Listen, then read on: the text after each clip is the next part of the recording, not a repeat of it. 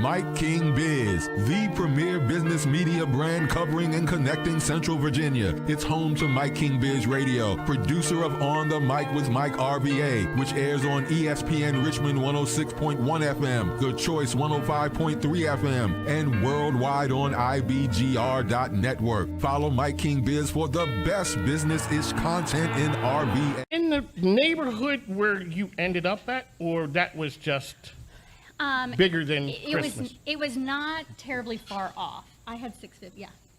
It was a range, but it did not have a B. It had an M, but it was over the 500 million mark. Okay, that's close. Yeah. That's in the area code. Yes, yes. It's a very nice area code. Yeah. Yes. Okay. All righty, Chris Winslow. So as I said, I was at home, and I see you with that smile on your face, you and the governor, announcing the deal. And I want to know, so everybody who's somebody in business all of a sudden went to that Google machine and tried to figure out where Chesterfield was. Nothing personal, but where is Chesterfield and how did they pull this off? Well, there you go. Thank you, Mike. And first, I will say to Jennifer's point, we in Chesterfield will accept millions or billions. So I just want to put that out there. There's no discrimination there. This afternoon, I want there to be anything missing on that. So, I mean, I don't think it's any secret that we are the fourth largest locality in the Commonwealth of Virginia. I don't know if too many people know that, but we are, we've been, I guess, a little bit of a sleeping giant. But one of the big things that we have to do, and my colleagues on the Board of Supervisors are here, and I want to recognize them because each of them represents their districts with dignity and integrity and a lot of hard work, and I appreciate you all so much. But we work as a team to bring economic development and opportunity to each and every citizen, and that is a core function of government, and it's something that, as somebody who grew up in a single-wide trailer in Wycomico Village in Gloucester County, I can tell you is extremely important. We want to bring opportunity to every single household, and that, you know, we do. We take that very seriously. With that said, my small piece in this is small, and that is to sit with Garrett Hart and the Secretary of Commerce and the COO of Lego and, of course, Governor Youngkin, and to hash out the incentive package that was going to be on the local level. It shouldn't surprise anyone in this room that every single Board of Supervisors in America wants to be Chesterfield for this deal. Yes, sir. And that should not be lost on anyone, certainly not lost on me. And so, knowing that they were across the table a few months ago as we sat there to finalize that incentive package, there was no pressure at all to getting that right and to making sure that at the end of the day they were happy. This is Lego's first U.S. Factory, and so they have a factory in Mexico. And this is it. Chesterfield County will be their home. And when you think about the ripple effects of that on our local economy, in terms of other businesses wanting to come here, when you look at what that's going to have on the effect of household income, opportunities for our students at our elementary, middle, and high schools, I'm thinking of tech training, all of it. It is decades upon decades of opportunity that has landed here. And so you don't get stingy with incentive agreements with something like that on the other side of the table. Finally, I'll just say one thing, and I'll pass it on here. And that is that there's a man named Sonny Curran who was a supervisor in Chesterfield many moons ago on the Board of Supervisors. And he understood the value of Meadowville, where Lego is going. He understood what Meadowville could be and understood that he needed to get behind it because it meant vast amounts of land zoned industrial is an absolute critical component to why we got Lego. And that decision and his decision to go door to door and get behind that and lead from the front 30 some odd, you can correct me, Garrett, about the exact year, 30 some odd years ago, is why we're here. One of the reasons why we're here today. Some of these deals take a long time to, to get going. But if you want to start and chart the start of this, that's where it all started. And so we do owe that Board of Supervisors some thanks for their vision. And just to connect that into your Upper Magnolia piece that was rezoned earlier this year. Really quickly, when you look at something like that, you have to have the vision, and you have to have the person that they're selling the vision. What did it take to make that happen? Because you're selling to, I guess, the constituents something that's going to go possibly 30 years down the road. There's a long time before he was knocking on the door that you guys are standing there saying, this is the reason why we were knocking on the door 30 years ago. That's a really good question, and I think it takes someone who understands business and understands that things. Well, the only constant we all have is change, but that boards of supervisors in our 4-year terms that we have, we can either take the ball and move it forward, or we can be parochial and look at our own areas and our own neighborhoods and not think about the county as a whole. And so I do think it takes that county-wide perspective, but then also our regional partners and working with GRP and our state partners at BDP and others, where we have to say, okay, we're not just expanding the pie for citizens here. We're expanding the pie for everybody in the region, because there's not one kid in the region who's not going to be excited about Lego coming here. And that excitement will translate to their parents and their grandparents and all of those opportunities that come. So I do think it takes a grander vision. Opening day for the Lego facility, what do you guys foresee that to be? I believe we have a groundbreaking schedule for September. Like you say, ladies and gentlemen, we'll get back to you with that. We're working out those details. So really from the state level, Virginia is known as very friendly for business. You were known as very friendly for business prior to this Lego announcement. All right, the floor is yours. What happened after that was made? Yeah, thanks, Mike. It's a pleasure to be with you all this afternoon. I'm Vince Barnett, the Senior Vice President of the Business Investment Division at BDP, and we are kind of where the rubber hits the road in terms of exactly what this panel is up here talking about. We have a team dedicated to finding new opportunities, lead generation is how we refer to it. You have offices in Europe, Seoul, in Tokyo, and we're constantly out trying to find new opportunities to be able to partner with folks on the panel here. And economic development is truly, truly a team sport. It sounds like a cliche, but ultimately deals get closed at the local level. So many times leads start at the top of the funnel with us, but ultimately these companies, particularly in the international space, they're finding new places to live, move some of their families, people to locate, raise children, and ultimately that all gets solved at the local level. So yes, our perception, Virginia's perception as a business-friendly state, we've been ranked in most of the national business rankings right at the top of the list for many years. There's a lot of stuff that goes into that process. We have, Jen mentioned the consultants, they play a key role. We have an initiative where we target roughly about 200 of the top consultants, where we're out attending events, we're calling on their offices, we're doing all these various things so that we can get those phone calls. And in this particular case, when the calls came into both the state and to the region, they had down selected, but they had not only down selected to Richmond. So there are other regions in the state that are under consideration, and it all circles back to what Chair Winslow was saying, the foresight, and what Matt was saying around Upper Magnolia. 30 years ago when Meadowville Park was starting its vision, these projects are coming to us with very defined needs, and those communities who have those that can meet the timeline, and that's the key here. From the pandemic, these timelines have been condensed drastically. So those communities that have prepared and had the foresight to invest long-term, and although it was 30 years for this project, Meadowville's done really well prior to this particular project.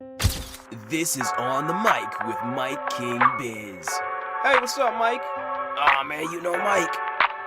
My fellow Americans, you need to get on the mic with Mike. trying to tell you, everybody knows Mike. Man, the guy knows what he's talking about. He's connected. I mean, like the mafia, he's connected. Nah. More like on like the business level. He's a networking genius, this guy, Mike. I swear he pops up everywhere. He's at all the functions. He comes by, he's shaking hands, he's smiling. What's his deal? Hey man, he's out here to make moves, make people make money, and move the culture forward. You know how it is. Man, I need to get on the mic with Mike. Yeah, the man is the definition of your network being your net worth, and he puts your network to work. I think it's time to get on the mic with Mike.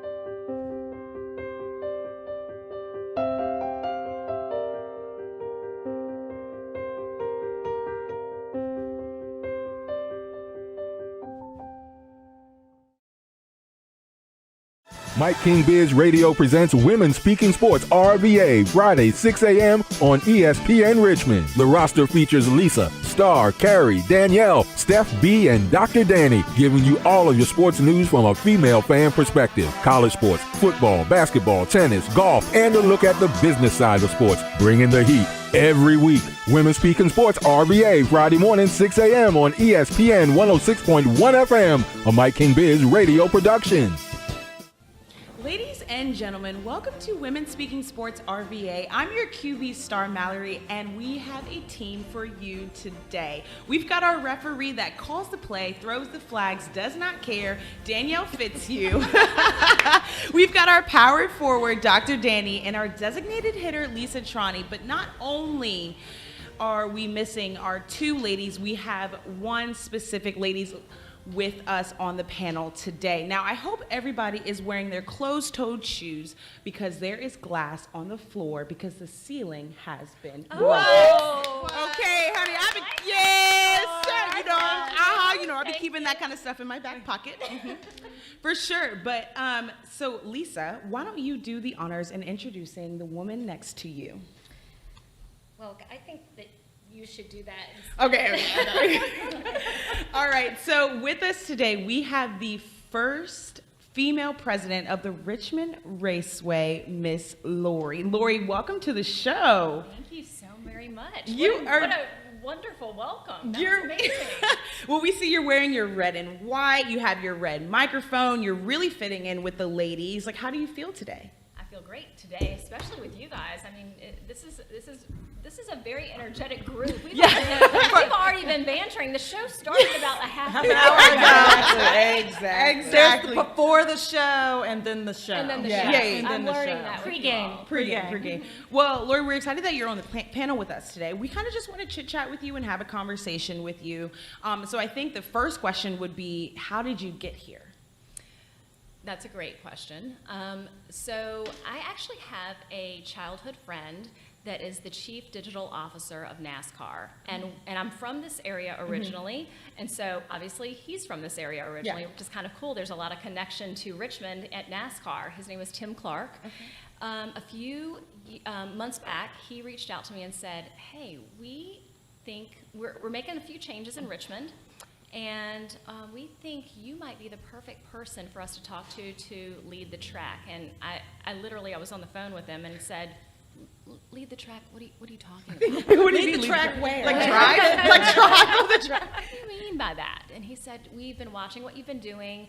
We've been watching your trajectory and the way in which you connect with the community. We want someone from Richmond, and we love what you've done in business and your successful track record, and we'd love just to talk to you when we come to town for the spring race." Yeah.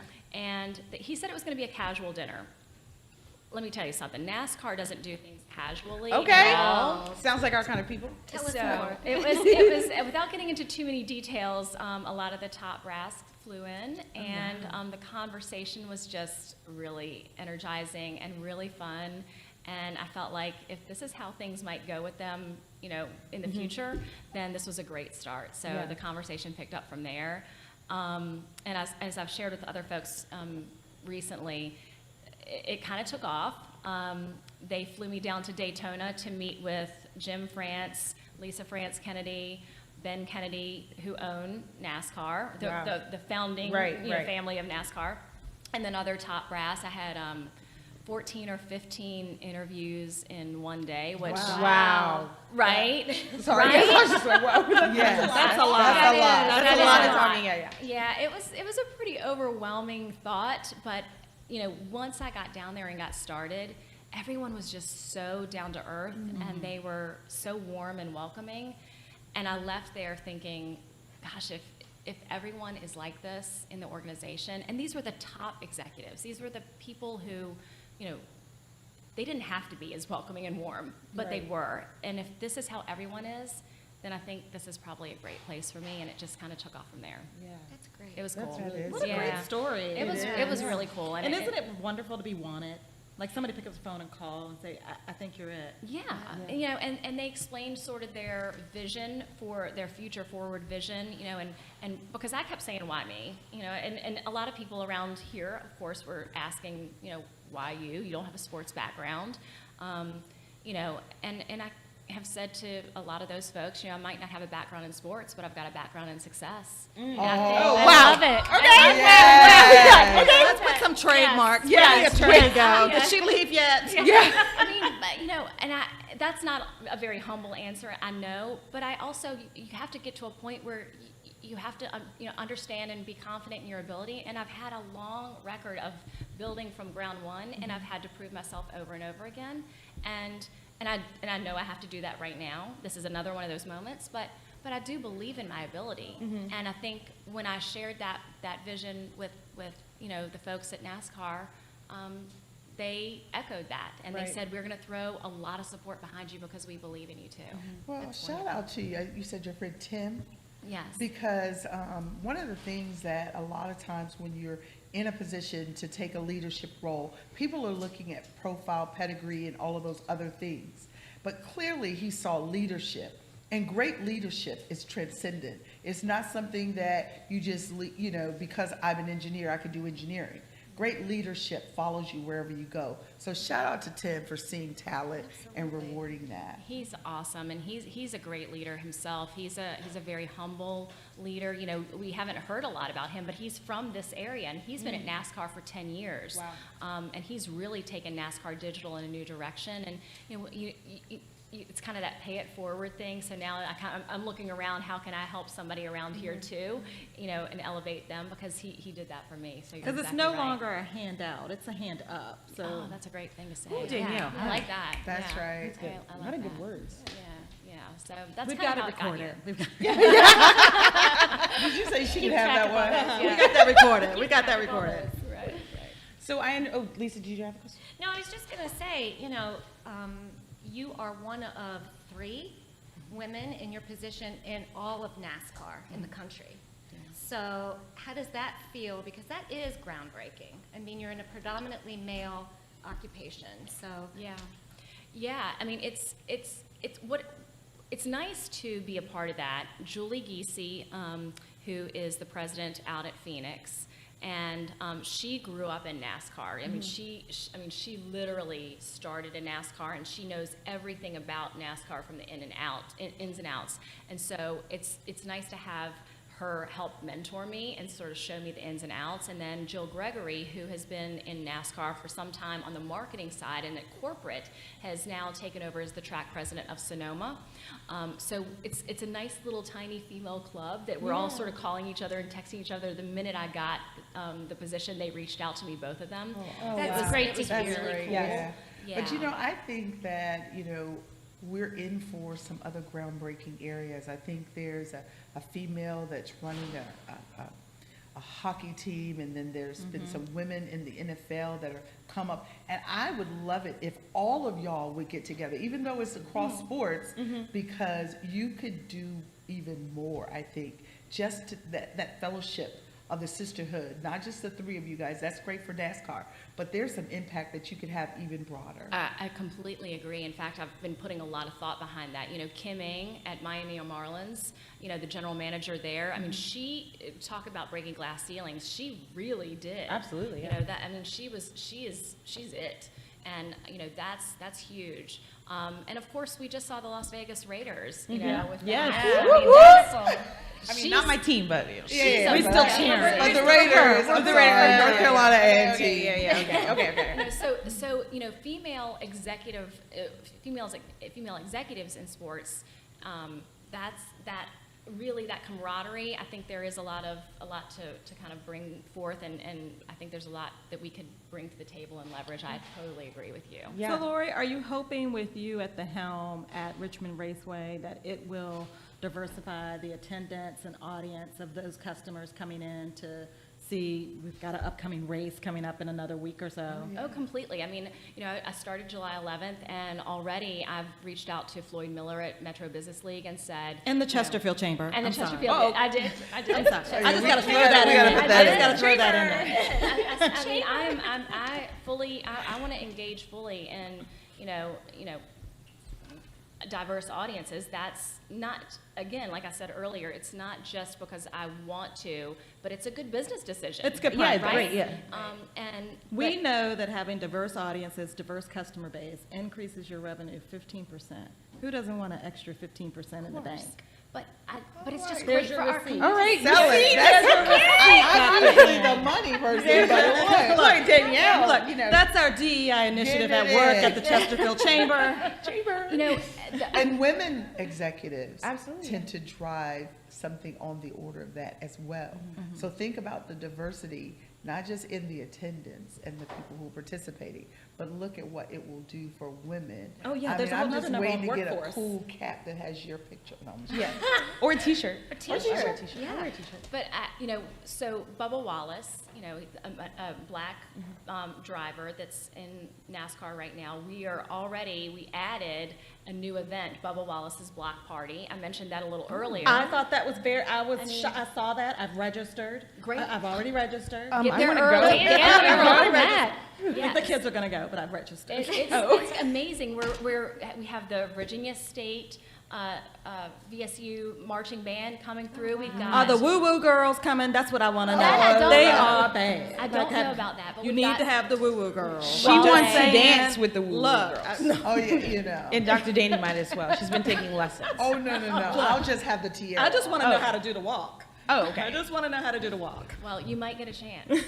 Well, and then of course Wale will be there entertaining, and we've got lots of food trucks. I mean, that's going to be a great kickoff to the race weekend, and so we are certainly making it more diverse already from the jump. I think it's necessary. I reached out to Eric Moses, who's the president of the Nashville racetrack, and he's the first black president we've had.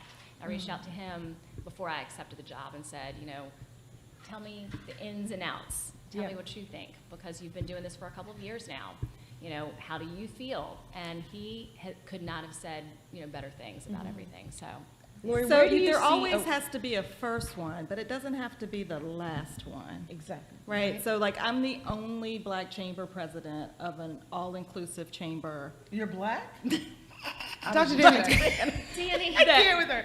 Throughout in the I whole didn't know, state, I'm colorblind. the whole state ever. I can't. Ever.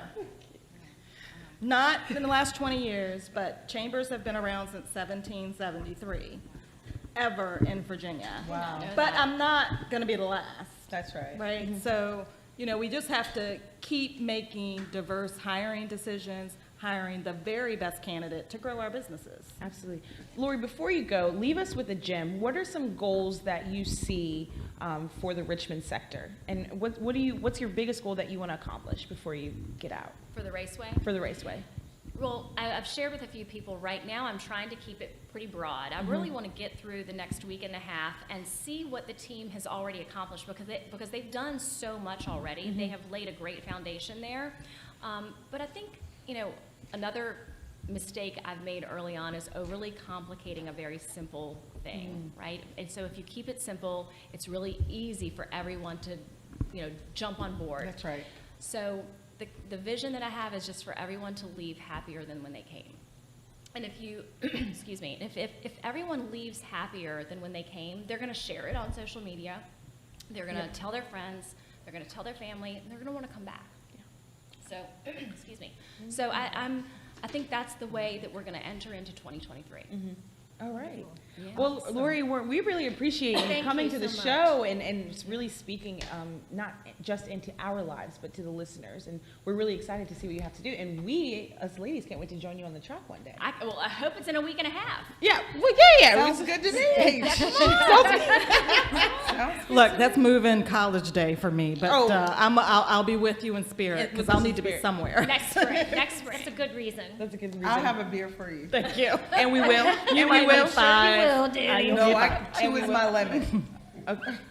Well, thank you so much, Lori, for coming in and tuning in. You can find us on ESPN Richmond on 106.1 FM, as well as The Choice on 105.3 FM. Catch us every day on Instagram at Women Speaking Sports RVA. Thank you so much to our sponsors, the Hilton, Crystal Clear Financial Solutions, Core Mortgage, Intrepid Impact with Jerry Howard, Synergy Technical, Capital Ale House, Fast Signs, NFL, Freddie Berry, and MIKEKINGBIZ. We'll be right back. I decided to get into real estate because I wanted to be able to provide a legacy for my family and also be able to be there as my children grow up. My name is Nicole Reed with Nicole Reed Real Estate and Associates, and I help individuals and businesses buy, sell, and invest in real estate. We believe that everybody deserves to build a legacy for their family and build generational wealth, and we believe that it can be done through real estate. Being in the top 1% in the state of Virginia of realtors and 5% nationally, my clients can rest assured that they have someone that is educated and very diverse within the marketplace. We want to make sure that we're looking and paying attention to every single detail when it comes to the transaction process and make sure that they feel comfortable and secure about making a decision, whether they're buying a home or selling a home. So if you're looking to buy, sell, or invest in real estate, whether it's in Virginia or any state in between, make sure you call Nicole Reed Real Estate and Associates. Real estate redefined.